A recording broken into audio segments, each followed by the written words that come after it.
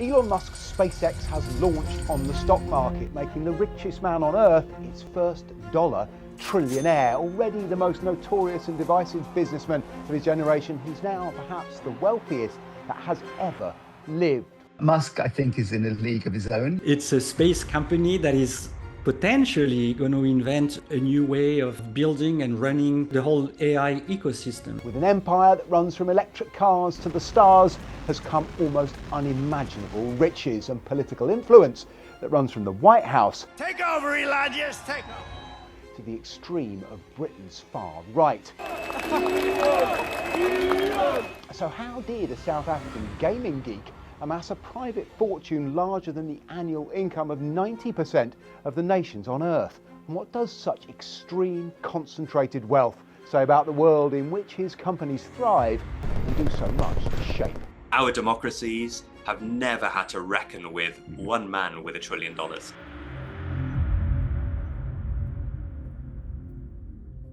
Let's start with that number. It's big, very big. A 1 with 12 zeros, 1,000 billion, or a million if you prefer.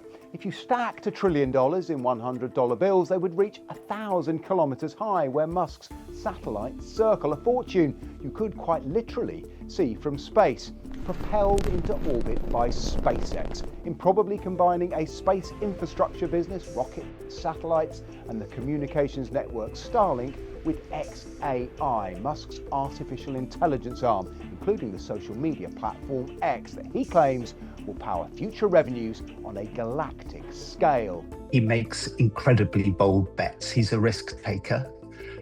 He takes on technologies that others have given up on. Musk's early tech ventures, including PayPal, made him a multi-millionaire, but since 2020 his fortune has taken flight.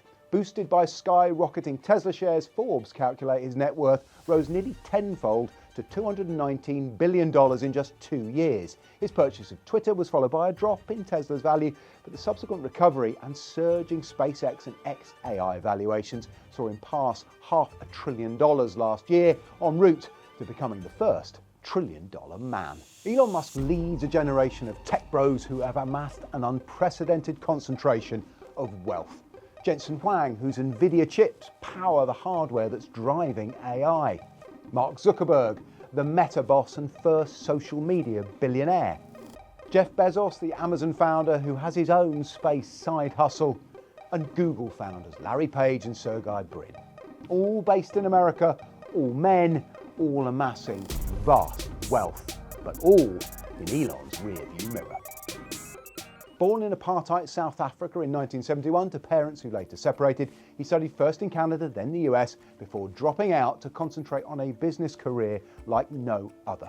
His first startup, the city mapping website Zip2, earned him $22 million when it was sold. He reinvested in an online payment app that merged with PayPal, founded by Palantir billionaire Peter Thiel, and made around $125 million when that was sold to eBay in 2002.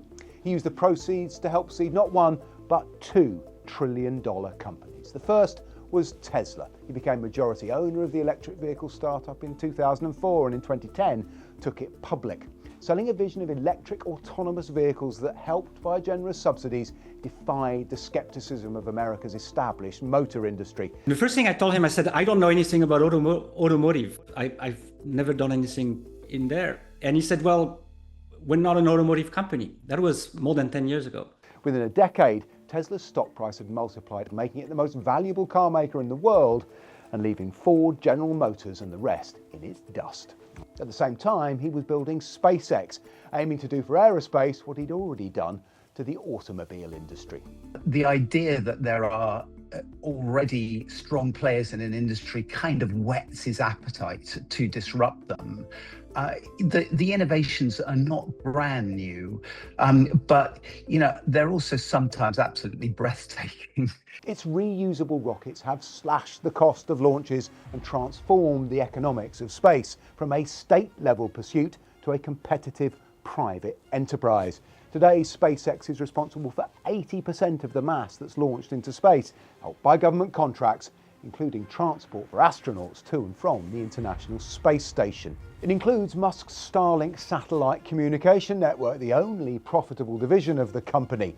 And his wildly ambitious pitch to potential investors, including you and me, is that orbital data centres will slash the cost of computing for AI, as well as enabling human colonies on the moon and Mars. SpaceX is about advancing rocket technology to the point where we can extend life and consciousness beyond Earth, to the moon, to Mars, eventually to other star systems. There are other companies. Neuralink uses brain implants to address long-term conditions, and the Boring Company, well, it digs tunnels. What they all have in common is that Musk is fundamental to their future prospects. In the case of SpaceX, he is literally irreplaceable by the board. He's also doing it with an incredible personal control of SpaceX. That control makes every investment in his companies a bet on Elon Musk for good and ill. He achieves all these big things because he creates this compelling, inspiring vision that attracts exceptional talent that want to work on impossible problems. With great wealth comes power and influence, and Musk has gleefully exercised both. He's influenced the battlefield in Ukraine, making Starlink available to replace shattered communication networks following the Russian invasion, then blocked its use by the military in frontline areas under Moscow's control. So every day between now and the election, we'll be awarding $1 million, starting tonight. At home in the US, he spent $300 million propelling Donald Trump to a second term. When he was rewarded with a job in the White House promising to cut government spending, protests and consumer boycotts of Tesla followed. Musk has also supported right-wing nativist parties and campaigners in Europe. He backed the AfD in Germany's presidential election and supports the far-right anti-immigration, anti-Islam agitator Tommy Robinson. Whether you choose violence or not, violence is coming to you. You either fight back or you die. Musk's control of social media platform X has given him a key role on the front line of the culture war, and under his ownership, the former Twitter has become an increasingly polarised forum. And the most notable function of its Grok AI was its ability to produce nudified images with none of the controls present on other AI applications. After British MP Jess Asato criticised Grok, her image was doctored, and she is now suing X in the High Court. There was one particularly disturbing video that was made of me through Grok, which had me surrounded by a group of men, chloroformed, so I fainted, and then my skirts were lifted up at the end in anticipation of a sexual assault.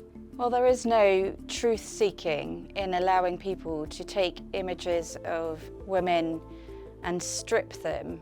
Musk's interventions have intensified the fundamental question raised by his fortune. Should one person control so much wealth? And what checks are there on how he or any member of the contemporary mega-rich might use it? The reason why Elon Musk has so much influence over our politics is because he has so much wealth, right? I think this connection has to be made that, democracy doesn't get undermined in isolation. It gets undermined when it's enabled by extreme levels of wealth. John Caldwell is a British billionaire who made his fortune from the phone's For You retail empire, and he's pledged to give most of his money away. If I was Elon Musk and became the trillionaire, I would have been probably, and this is easy to say, but it's almost certainly true, that I'd be pledging 99.9% of my wealth to charity. It would still leave me with over £1 billion. And why do I need more than £1 billion when so many people around the world are starving to death and have got nothing? That Elon Musk is a visionary is not in question. He has built a series of disruptive companies, created thousands of jobs and generated billions of dollars in value. With fortune has come a celebrity profile and scrutiny of his erratic, unconventional personal life, including prescription drug use, depression, and at least a dozen children by 4 different mothers. SpaceX is his most outlandish gamble yet, but is it a heroic enterprise for him and humanity, or a huckster's hype? SpaceX is going to be on an incredible ride in terms of business success, operational success. He talks about a kind of a market that's somewhere above $25 trillion. It seems balmy, but that's clearly the pitch that he's making to investors. For all the interplanetary bluster, SpaceX is a wager on Musk and AI, a field in which he lags behind Anthropic, Google and OpenAI. Tesla faces challenges too. Already eclipsed by Chinese EV manufacturers, much rests on its commercially unproven cybercabs and Optimus robot projects. But for 20 years, betting against Elon Musk has proved a costly mistake. Time and competition may yet catch up with him. A market crash or a collapse of confidence in his powers of foresight and delivery could bring SpaceX back to Earth. He might even have to get by on mere billions. But for now, investors remain entranced by the upside of Elon. Their doubts drowned out by the dollars.